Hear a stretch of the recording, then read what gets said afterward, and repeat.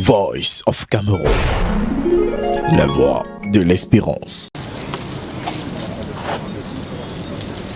Une gerbe de fleurs au pied de Philippe de Haute-Cloque.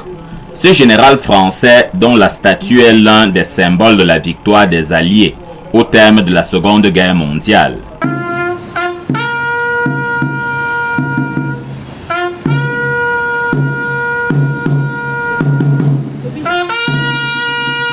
L'hymne aux morts, autant que la gravité qui circule dans les regards, constitue le décor de cette cérémonie, à travers laquelle sont revisités les douloureux épisodes de la Grande Guerre. Des batailles sur le terrain desquelles le sang camerounais a coulé à flot, en plus de l'occupation nazie contre laquelle ont lutté le résistant Jean Moulin et tant d'autres à travers l'Europe.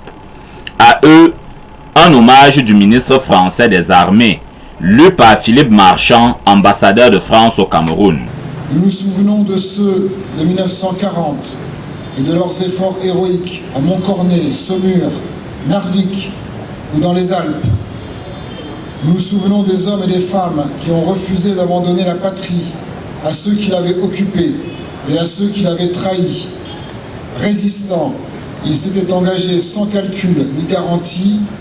Ils s'étaient résolus à vivre libres ou à mourir.